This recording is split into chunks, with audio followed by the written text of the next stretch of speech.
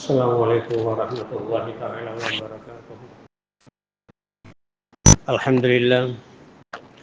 الحمد لله كفى والصلاة والسلام على المصطفى وعلى آله الشرفاء وأصحابه الخلفاء أما بعد فقد قال الله تعالى في كلامه القديم وفي الفرقان المجيد إنه من سليمان وإنه بسم الله الرحمن الرحيم صدق ربنا العظيم.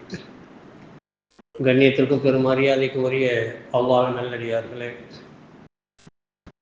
இந்த வாரம் 2 தலைப்புகள் பேச வேண்டியது. கிறிஸ்துமஸை முன்னிட்டு ஈசா அலைஹிஸ்ஸலாம்டா யாரு, அவங்க உண்மை நிலைமை என்ன? முஸ்லீம்கள் நிறைய பேருக்கு தெரியல. கிறிஸ்தவருடைய பேச்சை கேட்டு தப்பாக விளக்கி வச்சிருக்கிறாங்க. அதை பற்றி பேசணும். 2வது ரஜப் மாதத்துடைய முதல் ஜும்மா. ஸல்லல்லாஹு அலைஹி வஸல்லம் ரஜப் மாதம் வந்தால் ஒரு துவாவை சொல்லி கொடுப்பாங்க. இப்போ எல்லா பள்ளியும் அது ஓதுவாங்க. அல்லாஹும் பாரிக் லனா ஃபி ரஜப வ ஷஅபன வ பல்லிக்னா ரமலான் அப்படிங்கிற துவா எல்லா பள்ளியிலும் இமாம்கள் ஓதுவாங்க. அந்த துவாவுடைய தாத்பரியம் என்ன அப்படிங்கிறதை பேசணும். இன்ஷா அல்லாஹ் அந்த பரக்கத்தை பற்றி, அந்த துவாவை பற்றி அடுத்த வாரம் பேசுவோம் அல்லாஹ் நாடினார். இந்த வாரம் கிறிஸ்துமஸை பற்றி பேசுவோம். ஈசா அலைஹிஸ்ஸலாத்தை பற்றி முழுசாக தெரிஞ்சுக்கணும். காரணம் முதல்ல நான் சொல்லிடுறேன். 2 பேர் முக்கியமான நபிமார்கள். 1,24,000 நபிமார்கள்ல 313 பேர் ரசூல்மார்கள். மொத்தம் 1,24,000ல் 313 ரசூல்மார்கள்.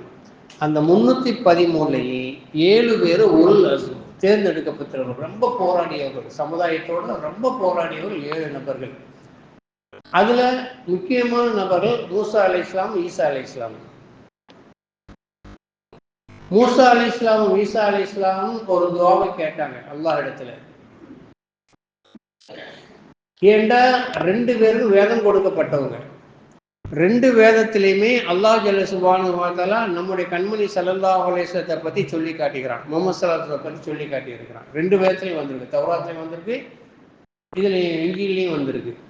அதனால அந்த 2 பேரும் முஹம்மது ஸல்லல்லாஹு அலைஹி வஸல்லம் மேல ஆசை கொண்டு கேட்டார்கள், எங்களை நபியுடைய உம்மத்தாக்கி இருந்தால் நாங்கள் மகிழ்ச்சி அடைந்திருப்போம், எங்களை அப்படி ஆக்குவாயாக, ஆக்கியிருக்கலாமே அப்படின்னு ஆதங்கப்பட்டாங்க. அது திரும்ப கேட்க முடியாது, ஆதங்கப்பட்டாங்க. அதுல மூசா அலைஹிஸ்ஸலாத்து வஸ்ஸலாமுடைய துஆ சந்தர்ப்ப சூழ்நிலையால் ஏற்றுக்கொள்ளப்படவில்லை. ஆனால் ஈசா அலைஹிஸ்ஸலாத்து வஸ்ஸலாமுடைய துஆ ஏற்றுக்கொள்ளப்பட்டது. ஈசா அலைஹிஸ்ஸலாம் நாளைக்கு இன்ஷா அல்லாஹ் கம்மிங் ஜூன் அப்படின்னு சொல்லுவாங்க இல்லையா, அது மாதிரி அது உண்மைதான். கம்மிங் ஜூன்ங்கிறது உண்மை. ஈசா அலைஹிஸ்ஸலாத்து வஸ்ஸலாம் அவர்கள் வருவாங்க, ஆனால் கடவுளாக வரமாட்டாங்க. வருவாங்க, கடவுளாக வரமாட்டாங்க. நம்மளை மாதிரி முஹம்மது ஸல்லல்லாஹு அலைஹி வஸல்லம் உம்மத்தில் ஒருத்தராக வருவார்கள். நான் கடைசியிலேருந்து போகிறேன், அப்புறம் திரும்ப ஆரம்பத்துலேருந்து வரும்போது ஜாயின் பண்ணிடுவேன். அப்போ முஹம்மது ஸல்லல்லாஹு அலைஹி வஸல்லத்தோட உம்மத்தில் ஒருத்தராக வருவாங்க. எப்போ வருவாங்க? தஜ்ஜால் ஒருத்தர் வருவான். இது ஹதீஸில் நிரூபிக்கப்பட்டிருக்கு. தஜ்ஜால்னு ஒருத்தர் வருவான். இன்னைக்கு இஸ்ரேல்காரங்க பூஜை பண்ணுறாங்களே, சிவப்பு மாடு, ஒரு முடி கூட கருப்போ வேற கலரே இருக்கக்கூடாது, ஃபுல்லாக சிவப்பாக இருக்கணும். அப்படிப்பட்ட 4 மாடை தேடி ஒரு மாடை அறுத்துருக்காங்க. இன்னும் 3 மாடை தேடிக்கிட்டு இருக்கிறானுங்க. அந்த மாடு எதுக்கு அறுக்குறாங்க அப்படின்னு கேட்டாக்கா, தஜ்ஜாலை வர வைக்கிறதுக்கு. தஜ்ஜாலை வர வைக்கிறதுக்கு.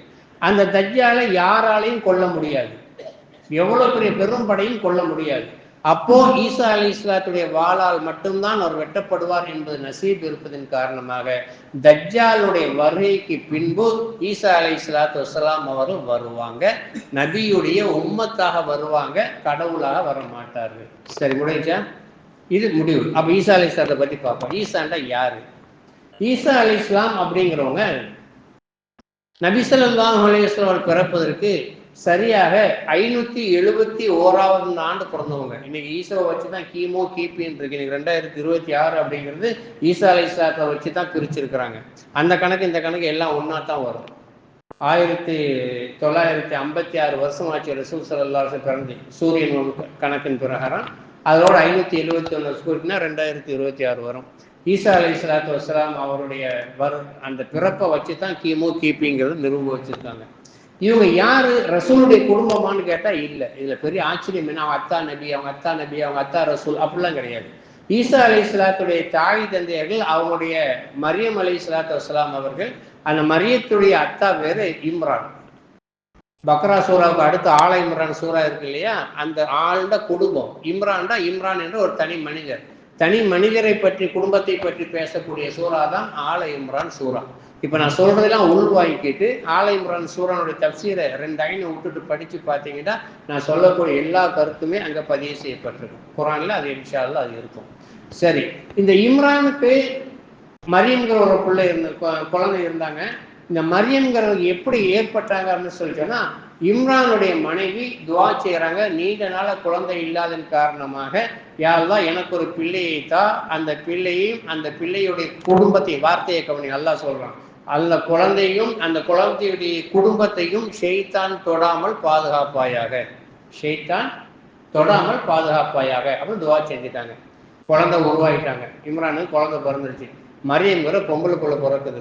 இந்த பொம்பளை பிள்ளையை கொண்டு போயிட்டு என்ன பண்ணலாம், அவன் வளர்க்கலாம் அப்படின்னு சொல்லும் பொழுது அவங்க திரும்ப துவா செய்கிறாங்க, நான் ஆம்பளை பிள்ளை எதிர்பார்த்தேன், பொம்பளை பிள்ளையா இருந்தாலும் பரவாயில்லை, என்னுடைய நேர்ச்சியை நான் நிறைவேற்றி பாலஸ்தீனத்தில் இருக்கக்கூடிய பைத்துல் முகத்தஸில் கொண்டு போய் என்னுடைய பிள்ளையை உற போறேன் என்று சொல்லிட்டு கூட்டிகிட்டு வந்து விடுறாங்க. அப்போ யார் அங்கே இமாமா இருக்கிறா? தலைமை இமாமா ஜக்கரியா அலைஹிஸ்ஸலாத்து வஸ்ஸலாமும் இருக்கிறாங்க. ஜக்கரியா அலைஹிஸ்ஸலாம் தான் அங்கே தலைமை இமாம், நிறைய இமாம் இருக்கிறாங்க. இந்த பிள்ளையை யார் வளர்க்குறது? இது ரொம்ப இன்ட்ரெஸ்டிங்காக இருக்கு இந்த வாரம், ஏன்னா வெறும் கதையாக தான் இருக்கும். இந்த பிள்ளையை யார் வளர்க்குறது அப்படின்னு போது ஒவ்வொரு ஃபாதர்களும், அப்போ ஆலிம்கள் வைங்க, ஒவ்வொரு ஆலிம்களும் போட்டி போடும் பொழுது அவங்களுக்கு ஒரு முடிவு வர்றாங்க. அந்த ஒரு நதி ஓடும், அந்த நதியில தம்முடைய பேனாக்களை தூக்கி எறிவோம், எவருடைய பேனா தண்ணீரை எதிர்த்து வருகிறதோ அவர் அந்த குழந்தையை வளர்க்கக்கூடிய பொறுப்பை ஏற்றுக்கொள்ளட்டும் அப்படின்னு சொல்லி சொன்னாங்க. சரியா? அப்போ மரியம் அலைஹிஸ்ஸலாத்து வஸ்ஸலாம் அவர்களை பொறுப்பு இருக்கிறதுக்கு எல்லாரும் ஆலிம்கள் அந்த பேனாவை தூக்கி போடும்போது ஜக்கரியா அலைஹிஸ்ஸலாம் பேனா மட்டும் எதிர்நீச்சல் போட்டு மேலே வந்துச்சு. அதனால் அந்த குழந்தையை வளர்க்கக்கூடிய பொறுப்பை ஜக்கரியா அலைஹிஸ்ஸலாத்து வஸ்ஸலாம் அவங்க எடுத்துக்கிட்டாங்க. இப்போ ஜக்கரியா அலைஹிஸ்ஸலாம் கண்ட்ரோலில் பைத்துல் முகத்தஸில் ஒரு ரூமில் மரியம் அலைஹிஸ்ஸலாத்து வஸ்ஸலாம் வளர்க்கப்படுறாங்க. பொம்பளை பிள்ளை தான் இருந்தாலும் அவங்க ஹைல நிஃபாஸ் அசுத்தங்கள் இருக்கும், இருந்தாலும் அதையெல்லாம் பேணி பள்ளிக்குள்ளே வச்சு அவங்கள வளர்க்குறாங்க. ஒரு லிமிட்டுக்கு வந்துட்டாங்க, ஒரு குமரி பெண் ஆயிட்டாங்க. குமரி பெண் ஆன பின்னால ஜக்கரியா அலைஹிஸ்ஸலாம் மட்டும்தான் போவாங்க. வளர்ப்பு தந்தைங்கிற முறையில் அவங்க போய் அங்கே பார்க்கக்கூடிய நேரத்தில் அதிகமான கனி வர்க்கங்கள் இருக்கும். இப்போ மாம்பழம் யார் நான் சாப்பிட்டேன், இப்போ நான் மாம்பழம் கையில் வச்சுருந்தா ஆச்சரியமாக பார்ப்பீங்களா, பார்க்க மாட்டீங்களா? ஏது உங்களுக்கு அது மாம்பழம் அப்படி கேட்பீங்க, அப்படித்தானே? அப்போ இல்லாத பழங்கள்லாம் மரியம் அலைஹிஸ்ஸலாம் ரூம்ல இருந்துச்சு. அப்போ ஜக்கரியா அலைஹிஸ்ஸலாம் ஒரு நாள் கேட்டாங்க, அன்னாலைக்கு ஹாதா, இது உங்க எனக்கு உங்க இது எல்லாம் குரான் ஆயிட்டு. இப்போ நான் சொல்றது அன்னாலைக்கு ஹாதா, இது உனக்கு எங்கம்மா கிடைச்சி, மார்க்கெட்ல எங்கேயுமே இல்லையே, உனக்கு எங்கேருந்து கிடைச்சி அப்படிங்கிறது அல்லாஹ் தந்தான், மின் ரப்பி, என்னுடைய ரப்படத்திலிருந்து கிடைச்சி அப்படிங்கிறாங்க. அப்போ ஹுனாலிக்க தஆ ஜக்கரியா, அல்லாஹ் இப்படி சொல்லுவான், இந்த செய்தி அப்படியே சொல்லிட்டே வந்துட்டு சொல்லுவான், ஹுனாலிக்க, அந்த இடத்துல மின்னல் வேகத்துல ஜக்கரியா அலைஹிஸ்ஸலாம் மூளை வேலை செய்யுது. எப்படி வேலை செய்யுது? ஒரு வயசுக்குள்ள மார்க்கெட்டுக்கு போறதில்ல, வெளியே போறதில்ல, ரூமுக்குள்ளேயே வச்சு இவ்வளவு பழங்களையும் அல்லாஹ் கொடுக்குறான்டா, எனக்கு ஏன் குழந்தையை தரமாட்டான் அப்படின்னு சொல்லி ஜக்கரியா அலைஹிஸ்ஸலாத்து வஸ்ஸலாம் அல்லாஹ்ட்ட கேட்டாங்க. ரப்பி லா ததர்னி ஃபர்தா வ அன்த கைருல் வாரிசீன், வாரிசு கொடுப்பவரில் சிறந்தவனாக இருக்கிறாய், எனக்கு ஒரு பிள்ளையை தான் சொல்லி துவா செஞ்சாங்க. அல்லாஹ் யஹ்யாங்கிற குழந்தையை கொடுத்தான். அது வேற சப்ஜெக்ட், அதுக்குள்ள போக வேணும். ஜக்கரியா அப்படி போனால் ஜக்கரியா அலைஹிஸ்ஸலாத்தையும் தெளிவி போயிடும். அப்போ அந்த இடத்துல இந்த நிகழ்ச்சிக்கு மரியம் அலைஹிஸ்ஸலாம் ரூம்ல பார்த்த அந்த பல வர்க்கங்களை பார்த்து தான் ஹுனாலிக்க அந்த இடத்துல வச்சு அவர் துவா செஞ்சார். அதனால அவருக்கு நான் ஜக்கரியா கொடுத்தோம். அது எந்த இடத்துல துவா செஞ்சாங்க தெரியுமா? அவன் மனைவிக்கு மாதவிடாய் நின்று போயிடுச்சு, கையில முடிஞ்சு போயிடுச்சு, இவருக்கு ஆண்மை போயிடுச்சு. அந்த நேரத்தில் துவா செஞ்சு அந்த துவாவை அல்லாஹ் கபூல் செய்தான். இதுதான் துவாவுடைய வேறு விஷயங்கிறதுக்காக நான் சொல்றேன். அதுக்கு பின்னால் அவங்கள திரும்ப ரெடி பண்ணான், அந்த கர்ப்பப்பையை ரெடி பண்ணி இவரையும் ரெடி பண்ணி ஜக்கரியா அலைஹிஸ்ஸலாத்தை நார்மலாக தான் பெற்றெடுத்தாங்க. மற்ற பேர் நம்மளாம் எப்படி குழந்தை பெற்றெடுத்தோமோ அவங்க மாதிரி தான் பெற்றெடுக்கிறாங்க. சரி, இப்போ மரியம் அலைஹிஸ்ஸலாத்து வஸ்ஸலாம் அவர்களுக்கு கொஞ்சம் பவர் கூடுது. இப்படிலாம் அல்லாஹ்வுடைய அதிசயங்கள் நடக்கும்போது பவர் கூடுது. மரியம் அலைஹிஸ்ஸலாம் ஒரு நாள் குளிக்கிறதுக்காக வேண்டி தோட்டத்துக்கு பக்கத்தில் உள்ள தோட்டத்துக்கு ஆற்றுக்கு வரக்கூடிய நேரத்தில் ஜிப்ரீல் அலைஹிஸ்ஸலாத்து வஸ்ஸலாம் அவர் மனித ரூபத்தில் வந்து முன்னால் நிற்கிறாங்க. ஒயிட் அண்ட் ஒயிட்டாக மனிதன் மாதிரி வந்து நிற்கிறாங்க. ஏன்னா ரசூல் ஸல்லல்லாஹு அலைஹி வஸல்லம் எத்தனை இடம் மனித ரூபத்தில் வந்திருக்கிறாங்க. உன்னை மரியம் அலைஹிஸ்ஸலாம் திடுக்கிட்டவர்களாக, நான் உன்னிடத்தில் பாதுகாப்பு தெரிகிறேன் அப்படின்னு சொல்லி அவங்க சொல்றாங்களா, தகாஃபி, நீ பயப்படாத, இன்னி ரசூலுல்லாஹ், நான் அல்லாஹ்வுடைய தூதராக இருக்கிறேன், உனக்கு குழந்தை தருவதற்காக வந்திருக்கிறேன் அப்படின்றாங்க. அண்ணா, இன்னைக்கு எனக்கு எப்படி குழந்தை பிறக்க முடியும்? லம் யம்சஸ்னி பஷருன், எந்த மனுஷன் எனக்கு தொடலையே, எனக்கு எப்படி குழந்தை பிறக்கும் அப்படின்னு அவங்க கேட்கும்போது, கதாலிக்கு இவ்வாறு தான் அல்லாஹ் நாட்டம் அப்படின்னு சொல்லி வயிற்றுல ஊதிட்டு அவங்க மறைஞ்சிடுறாங்க. அவங்க குழந்தையாயிடுறாங்க, அவங்க கர்ப்பமாயிடுறாங்க. அதனால தான் ஈசா அலைஹிஸ்ஸலாத்துக்கு ரூஹ் அப்படிங்கிற ஒரு பேர் இருக்கு. ரூஹுண்டா ஆவி அப்படின்னு ஜிப்ரீல் அலைஹிஸ்ஸலாத்துக்கு ரூஹுங்கிற பேர்னால அவங்களுக்கு ரூஹுங்கிற ஒரு பேர் இருக்கு. இப்போ மரியம் அலைஹிஸ்ஸலாத்து வஸ்ஸலாம் குழந்தைய சுமக்கிறாங்க. எல்லா பெண்கள் பிறக்கிற மாதிரி 10 மாசம் சுமந்தாங்க. உடனே ஆச்சரியமா ஊதுனதுனால உடனே பெத்தெடுத்தாங்கலாம் கிடையாது. எல்லா பெண்களும் சுமக்கிற மாதிரி தான் குழந்தையை பெத்தெடுத்தாங்க. எல்லாரும் நார்மலா பெக்கிற மாதிரி தான் அந்த குழந்தைய மரியம் அலைஹிஸ்ஸலாம் 10 மாசம் கழிச்சு நார்மலா தான் பெத்தாங்க. இதை விளைவிக்க நிறைய பேருக்கு இந்த கருத்து தெரியுது கிடையாது. அது ஆச்சரியம் நினைச்சிட்டு இருக்காங்க. ஆச்சரியமான ஈசா அலைஹிஸ்ஸலாம் பிறக்கல. அல்லாஹ் குர்ஆன்ல திரும்ப தெளிவா சொல்லி காட்டுகிறான். அந்த இடுப்போடு ஏற்பட்ட நேரத்தில் அவங்க அப்படியே ஆத்து பக்கம் போனாங்க. தூரத்துல இருந்து ஜிப்ரீல் அலைஹிஸ்ஸலாம் கூப்பிடுறாங்க, இன்னும் கொஞ்சம் தூரம் தள்ளி போயிடு, உனக்கு முன்னால் ஒரு பேரித்த மரம் வரும், அந்த மரத்தை பிடித்து உழுக்கு, அந்த மரத்திலிருந்து பழங்கள் விழுகும், அதை எடுத்து சாப்பிடு, பக்கத்தில் ஆறு ஓடிக்கொண்டிருக்கும், அதை கொண்டு தண்ணீர் உன்னுடைய பசியை போக்கிக்கொள் அப்படின்னு சொல்லிட்டு ஜிப்ரீல் அலைஹிஸ்ஸலாம் தூரமா இருந்து குரல் கொடுத்தாங்கன்னு அல்லாஹ் குர்ஆன்ல சொல்றான். அதனால இது நார்மல் டெலிவரிங்கிறது இது மிகப்பெரிய ஆதாரம். குழந்தையை பெற்றெடுத்தாச்சு. குழந்தையை பெற்றெடுத்த பின்னால ஈசா அலைஹிஸ்ஸலாத்து வஸ்ஸலாம் அவர்கள் ஊருக்குள்ள கூட்டிட்டு வரணும். எப்படி கூட்டிட்டு வர்றது? எப்படி தூக்கிட்டு வர முடியும்? கன்னியை பெண்ணா இருந்தாங்க தெரியும், கல்யாணம் ஆகலையும் தெரியும், பள்ளிக்கிலேயே வளர்ந்தாங்கன்னு தெரியும், ஜக்கரியா அலைஹிஸ்ஸலாம் கண்ட்ரோல்ல வளர்ந்தாங்க, நபியுடைய கண்ட்ரோல்ல வளர்ந்தாங்கன்னு தெரியும். திடீர்னு ஒரு பிள்ளையை தூக்கி வந்தா எப்படி இருக்கும்? அந்த அம்மா ரப்பிட்ட கேட்குறாங்க, ரப்பி நான் இந்த குழந்தையை தூக்கி எப்படி போவேன், நான் என்ன பதில் சொல்ல அப்படின்னு சொல்லும் பொழுது அல்லாஹ் பதில் சொன்னான். 2 பேருக்கு தான் வஹி வந்துச்சு. நல்லா ஞாபகம் வச்சுக்கிடுங்க. இன்னா வஹைனா இலா உம்மி மூசா, மூசா அலைஹிஸ்ஸலாத்து வஸ்ஸலாம் தாய்க்கு வஹி அறிவித்து அல்லாஹ் சொல்றான். இங்க மரியம் அலைஹிஸ்ஸலாத்துக்கும் அல்லாஹ் வஹி மாதிரி சொல்றான். வஹில ஜிப்ரீல் அலைஹிஸ்ஸலாம் வர்றது கிடையாது, மனசுல உலுக்கி செய்யறது, அதுக்கு அல்லாஹ் வஹின்னு சொல்றாங்க. அப்ப அவங்களுக்கு தோணுது, நீ குழந்தையை கொண்டு போ, யாராவது வந்து உன்னிடத்துல இந்த குழந்தை எப்படி வந்துச்சுன்னு கேட்டா, இன்னி சும்து நான் நோன்பு வச்சிருக்கிறேன், எனக்கு தெரியாது, இந்த பிள்ளைகிட்ட நீ பேசிக்கிறங்க அப்படின்னு பிள்ளைய நீ கையை காட்டி நீ ஒதுங்கிக்க. அல்லாஹ் எப்படி சொல்றான் பாருங்க. நீ நான் நோன்பு வச்சிருக்கேன், நோன்பு வச்சாங்க, நோன்பு வச்சிருக்கிறேன், என்னால் இது பண்ண பதில் சொல்ல முடியாது, குழந்தைகிட்ட நீங்க பேசிக்கிறீங்க அப்படின்றாங்க. அதே மாதிரி குழந்தைய தூக்கிட்டு வர்றாங்க. தூக்கிட்டு வரும் அல்லாஹ் குர்ஆன்ல இப்படி சொல்லுவான். சில ஆயத்துகள் வந்து அப்படியே நெஞ்ச உருக்கும். அந்த மாதிரி ஆயத்துல இது ஒரு ஆயத்து. ஒமாக்கான் உம்முக்கி பகியா, பகியான்னா மோசமான வார்த்தை. இந்த மெட்ராஸ்ல சண்டையில பேசுவோம்ல தேப்பையான்னு சொல்லிட்டு அந்த வார்த்தை. உன்னுடைய தாய் ஒழுக்கம் பெற்றவளா இல்லையே, உன்னுடைய தந்தையுடைய பாரம்பரியம் இப்படி ஜீனாச்சே, நீ இப்படி போய் அநியாயமா தப்பான வழியில குழந்தையை பெற்றுட்டு வந்திருக்கிறாயே அப்படின்னு சொல்லி மரியம் அலைஹிஸ்ஸலாத்தை பத்தி ஊர் மக்கள் எல்லாம் ஒண்ணு கூடி வந்து திட்ட ஆரம்பிச்சிட்டாங்க. ஒமாக்கான் உம்முக்கி பகியா, இது குர்ஆன்ல அல்லாஹ் சொல்றான். ஒழுக்கம் கெட்டவளா உன்னுடைய தாய் இல்லையே, இப்படி பிள்ளையை தூக்கிட்டு வந்திருக்கு. அப்போ ஈசா அலைஹிஸ்ஸலாத்து வஸ்ஸலாம் அவர்களை கையை காட்டுறாங்க. கையை காட்டி சொல்றாங்க, அவர்கிட்ட நீ கேளுங்க, தொட்டில் குழந்தைக்கு நாங்க எப்படி பேசுறது அப்படிங்கிறாங்க. ஈசா அலைஹிஸ்ஸலாம் பேசுறாங்க, ஆனா அப்துல்லா, நான் அல்லாஹ்வுடைய அடிமையாக இருக்கிறேன், அல்லாஹ்வுடைய ரசூலாக இருக்கிறேன் அப்படின்னு ஈசா அலைஹிஸ்ஸலாத்து வஸ்ஸலாம் அவர்கள் குழந்தை பருவத்திலேயே பேசினாங்க. மொத்தம் 3 தடவை குழந்தைகளை பேசியிருக்கிறாங்க. 3 தடவை குழந்தைகள பேசியிருக்காங்க. இதெல்லாம் தெரிஞ்சு கொள்கிற இடையில ஒரு பிட்டு பயான் தொடர்வேன். இது இடையில் உள்ள ஒரு செய்தி. ஒன்று ஈசா அலைஹிஸ்ஸலாம் தாயுடைய கர்ப்பத்தை பாதுகாக்கிறதுக்காக வேண்டி, கற்பை பாதுகாக்கிறதுக்காக வேண்டி பேசினாங்க. 2வது யூசுப் அலைஹிஸ்ஸலாத்துடைய கற்பை பாதுகாக்கிறதுக்காக வேண்டி ஒரு குழந்தை பேசுதா சூரா யூசுப்ல அல்லாஹ் சொல்றான். 3வதா ஜுரைஜின் ஒருத்தர் பனி இஸ்ரவேலில் மிகப்பெரிய ஆபிது, அவங்களுடைய தாயினுடைய பதுவாவுக்கு ஆளாகி அவர் இட்டு கட்டப்பட்டார். 3மே செக்ஸ் சம்மந்தப்பட்டது, கற்பு சம்மந்தப்பட்டது தான். அது 3 விஷயத்திலே இதுவரை குழந்தைகள் பேசி இருக்குது அப்படிங்கிறது 2 குர்ஆன்ல வருது, 1 புகாரில வருது, ஹதீஸ்ல வருது. அந்த அடிப்படையில் ஈசா அலைஹிஸ்ஸலாத்து வஸ்ஸலாம் பேசணும்னா அந்த மக்கள் வந்து சைலண்ட் ஆகிட்டாங்க. மரியம் அலைஹிஸ்ஸலாத்தை விட்டுட்டு போயிட்டாங்க. மரியம் அலைஹிஸ்ஸலாத்தை வளர்க்குறாங்க. வளர்த்த மரியம் அலைஹிஸ்ஸலாம் தன்னுடைய மகனை பாசமாக தான் வளர்க்குறாங்க. எல்லாரும் பிள்ளையை வளர்க்குற மாதிரி வளர்த்த உடனே ஒரு காலகட்டத்துக்கு பின்பு அல்லாஹ் ஜல்ல சுப்ஹானஹு இளமையிலேயே ரசூல் ஆகிட்டான். நம்ம நபி ஸல்லல்லாஹு அலைஹி வஸல்லம் 40 வயசுல தான் ரசூல். 39வது வயசு வரைக்கும் முஹம்மது இப்னு அப்துல்லா தான். 40வது வயசுல தான் நபி ஆனாங்க. ஆனா ஈசா அலைஹிஸ்ஸலாத்து வஸ்ஸலாம் அப்படி இல்லை, சின்ன நபி ஆயிட்டாங்க. அவங்க சின்ன வயசு 33 வயசுல அவங்க உயர்த்தப்பட்டுட்டாங்க. அவங்க உயர்த்தப்படும் போது வயசு எத்தனை? 33, 33 இயர்ஸ்ல அவங்க உயர்த்தப்பட்டுட்டாங்க. அதனால சின்ன வயசுலயே அவங்க நபி ஆயிட்டாங்க. நபியான பின்னால பிரச்சாரம் பண்ணும் பொழுது யூதர்கள் கொலை செய்ய முயற்சி பண்றாங்க. யூதர்கள் அவங்க எப்பவுமே அப்படித்தான். யூத சமுதாயத்தினுடைய அன்றிலிருந்து இன்னைக்கு வரை கியாமத் நாள் வரைக்கும் அந்த புத்தி தான். இந்த யூதர்கள் கொலை செய்ய ஆரம்பிச்ச உடனே அவங்களுக்கு இருந்து பாதுகாக்கிறது பெரும் பாடா இருக்குது. இவங்களை யாருமே ஏற்றுக்கொள்ளல. அவங்க வாழ்ந்த இடம் வந்து பைத்துல் முகத்தஸ். பைத்துல் முகத்தஸ்ல அவங்களை யாருமே ஏற்றுக்கொள்ளல. அப்போ அவங்க முடிவு பண்றாங்க, மகனுடைய உயிரை காப்பாற்றுவதற்காக இங்கிருந்து நம்ம எஸ்கேப் ஆயிடுவோம், வெளியே போயிடுவோம் அப்படின்னு சொல்லிட்டு அவங்க எகிப்துக்கு போறாங்க. போற வழியில அவங்களுக்கு செய்தி கிடைக்குது, அங்கேயும் யூதர்கள் ஈசாவை எதிர்பார்த்து காத்திருக்கிறாங்க கொல்றதுக்கு அப்படின்னு சொல்லும் பொழுது, நஸ்ர் அப்படின்ற ஒரு ஊர், எகிப்துக்கும் பாலஸ்தீனுக்கும் நடுவுல இருக்கக்கூடிய ஒரு குக்கிராமம்.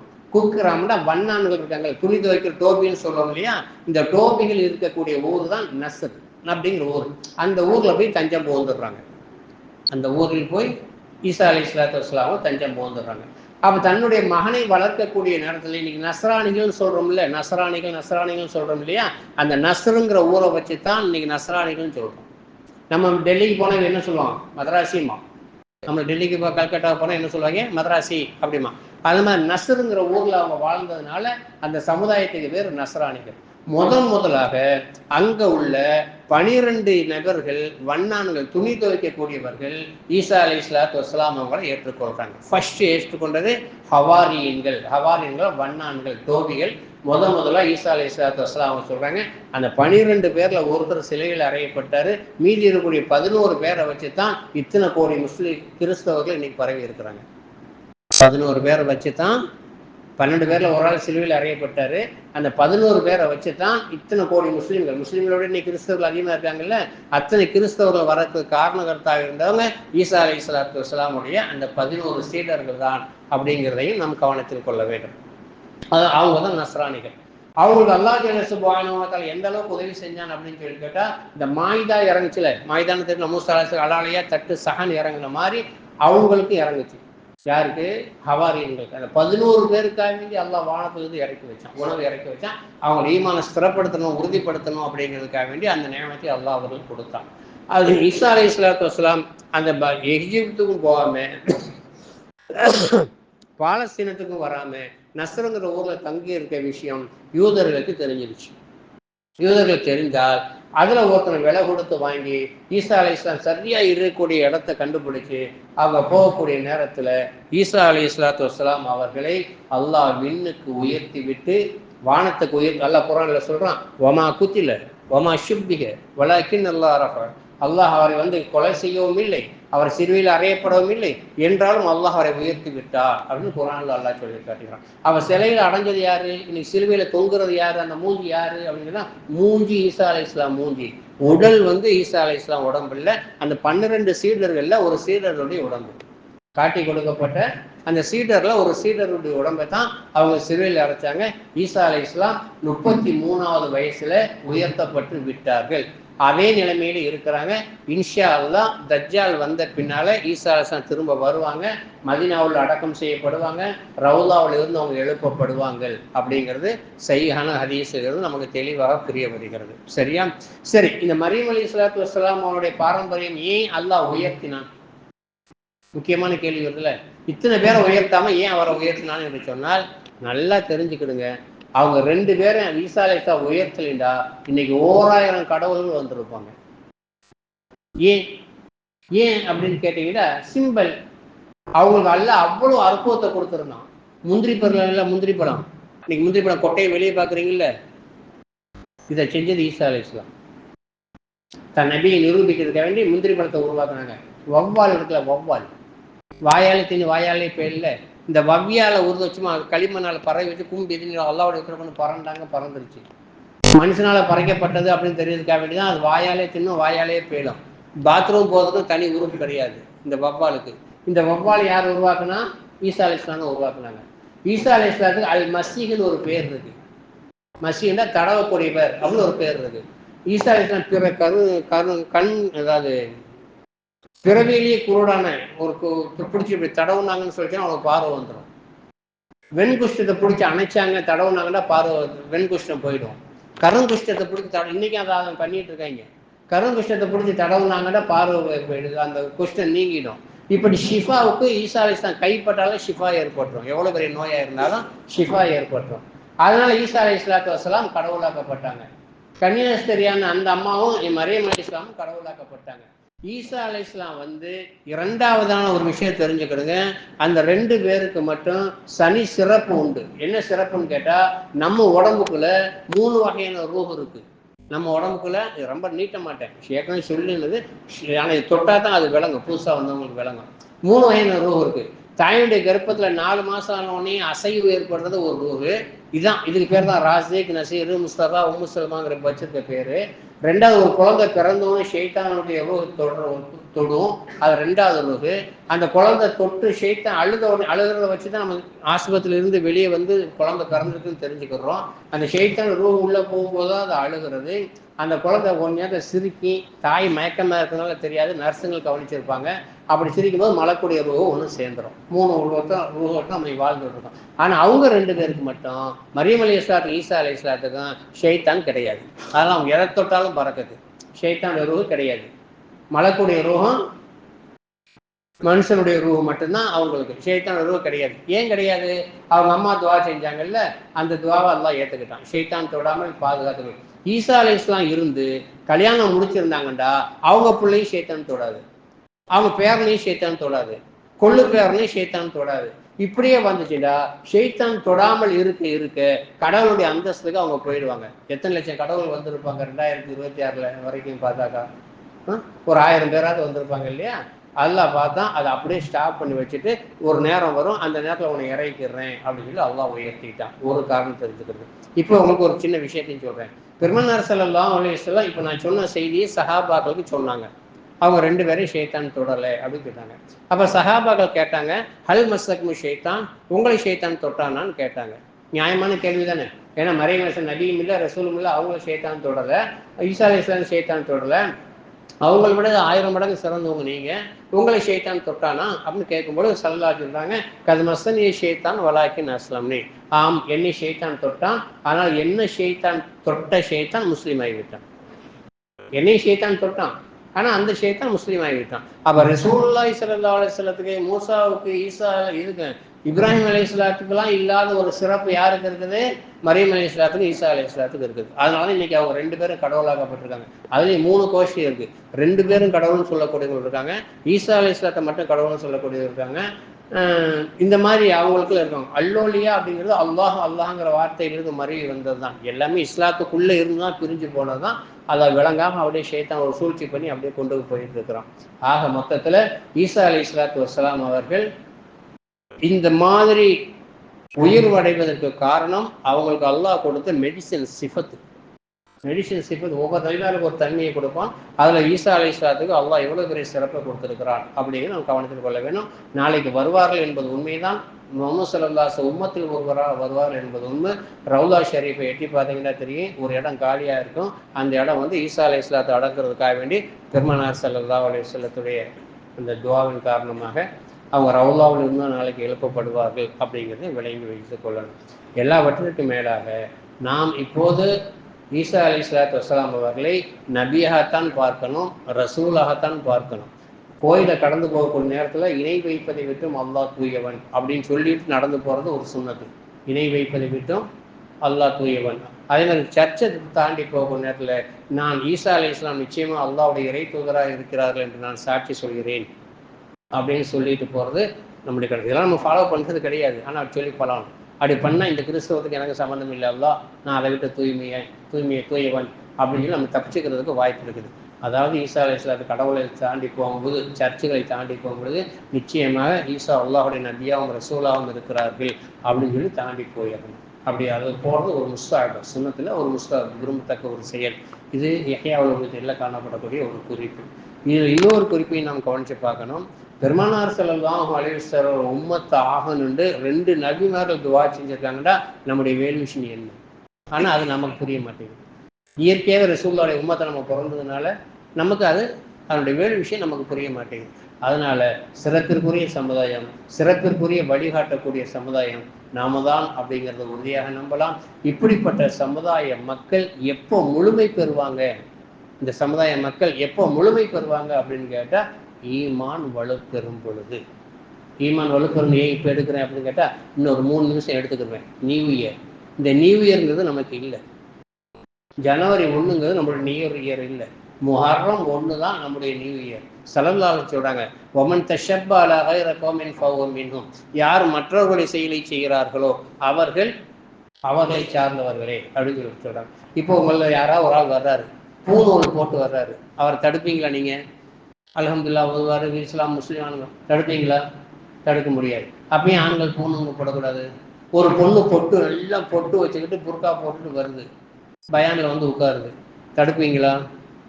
வீட்டு முன்னால் ஒரு முஸ்லீம் பொண்ணு கோலம் போடுது, அந்த பிள்ளைய பாவின்னு சொல்லுவீங்களா? குரான்ல ஹதீஸ் இருக்கா? எந்த ஆளுங்கிட்டே கேட்குறீங்க, கோலம் போடக்கூடாது தடை இருக்குகிறது, குரான்ல தடை இருக்குதா? ஹதீஸ்ல தடை இருக்குதா? இமாம்கள் தடுத்துருக்குறாங்களா? குஜுவினை ஒன்றுமே கிடையாது. என்ன தேடினா உங்களுக்கு கிடைக்காது, என்ன தேடினாலும் இதுக்கெல்லாம் கிடைக்காது. அப்போ இதில் பொட்டு வைக்கக்கூடாது, கோலம் போடக்கூடாது, பூணூல் போடக்கூடாது அப்படின்னு ஏன் சொல்றீங்கன்னு சொல்லிட்டீங்கன்னா, அவர்களை சார்ந்தவர்கள் ஆயிடுவாங்க. வமன் தஷப்பாலாக இருக்கவும், மற்றவர்களுடைய செயலை யார் பின்பற்றுகிறார்களோ அவர்களை சார்ந்தவர்களே அப்படின்னு சொல்றாங்க. அப்போ ஜனவரி 1 கேக்கு வெட்டி முஸ்லீம்கள் கொண்டாடினாங்களா, என்ன அர்த்தம் சொல்லுங்க பார்ப்போம்? அவங்கள சார்ந்தவர்கள் ஆயிடுவாங்க. அதனால அனுமதிக்காதீங்க. எல்லாவற்றிற்கும் மேலாக அருமையான சகோதரர்களே, ஜனவரி 31 பைக் சாவியை உங்க பிள்ளைங்கள்ட்ட வாங்கி வச்சுக்கிடுங்க. எல்லா ஏசி டிசி உலமாக்களை கூப்பிட்டு சொல்றதெல்லாம் உங்க ஃபங்க்ஷன் வந்தா தான்ப்பா எங்களுக்கு பயமா இருக்கு அப்படின்னு தான் சொல்றாங்க. ஜனவரி 1 அன்னைக்கு அவங்க செய்யக்கூடிய அந்த அட்டகாசங்கள், அதுலேயும் முஸ்லீம் பசங்க செய்யக்கூடிய அட்டகாசங்கள் தாங்கவே தாங்க. ஜனவரி 1 கொண்டாட்டம் இஸ்லாத்துல இல்லை. இதை வலியுறுத்தி சின்ன பிள்ளைங்கள்ட்ட சொல்லுங்க. அவன் கேட்கறான் கேட்கல சொல்லுங்க. முடிஞ்ச அளவுக்கு பைக்கை அன்னைக்கு எடுக்க விடாமல் பார்த்துக்கிடுங்க. அந்த இரவுல பைக்கை எடுக்க விடாமல் பார்த்துக்கிடுங்க. இது ஒரு சமுதாய அக்கறை உள்ள ஒரு ஆழமாக சொல்லக்கூடிய ஒரு கருத்து. அதனால கடைசியாக இதை பதிவு செய்கிறேன். அல்லாஹ் ஜல்ல சுப்ஹானஹு வ தஆலா நம் அனைவரையும் அல்லாஹும் அல்லாஹ்வுடைய ரசூலுக்கு பொருத்தமான மக்களாக வாழ செய்வானாக. வாஹிர் தவான் அல்ஹம்துலில்லாஹி ரப்பில் ஆலமீன். அஸ்ஸலாமு அலைக்கும்.